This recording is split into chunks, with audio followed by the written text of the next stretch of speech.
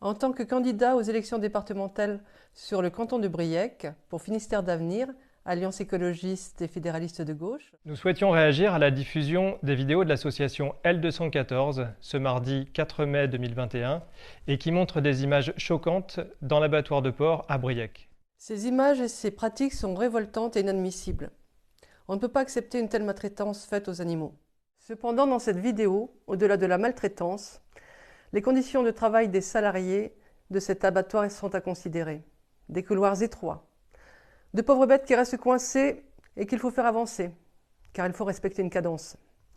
Lorsqu'il s'agit de pointer du doigt l'humain, évidemment coupable, on oublie de pointer la source de ces situations malheureuses.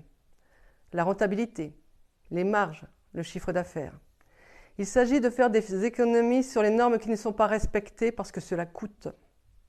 Rappelons que travailler dans un abattoir n'est pas forcément un choix de carrière.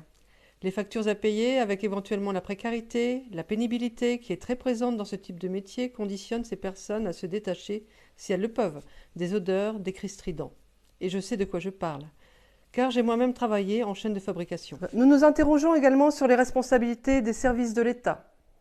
Alors que ceux-ci avaient constaté des irrégularités et recommandé des améliorations, comment se fait-il qu'aucune vérification n'ait ensuite été menée pour s'assurer que les choses avaient réellement changé?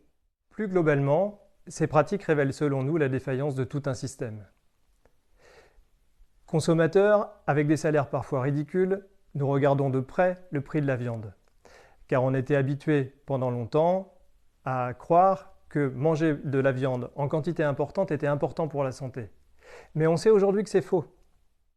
Acheter du porc, 5 à 10 euros le kilo, quand l'éleveur ne perçoit qu'entre 1 et 2 euros, ne permet pas de garantir des conditions d'existence dignes pour les hommes comme pour les animaux.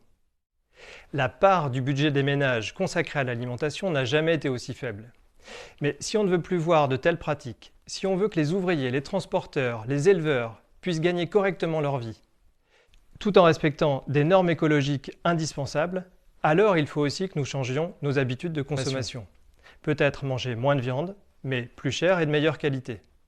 Avec Finistère d'Avenir, nous défendons un autre modèle agricole et alimentaire. Plus soucieux des animaux, de l'environnement et du travail des femmes et des hommes qui nous nourrissent, de la ferme à l'abattoir. À l'échelon départemental, nous n'avons évidemment pas la main sur la politique agricole commune.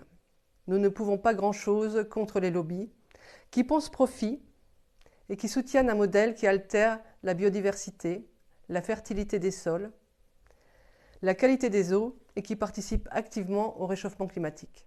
Mais il existe des solutions pour aider ceux qui le souhaitent à changer leurs pratiques, pour une agriculture et un élevage à taille humaine, plus respectueux des hommes, des animaux et de l'environnement. Tout au long des prochaines semaines, nos propositions pour réconcilier agriculture et écologie seront disponibles sur notre site internet et les réseaux sociaux.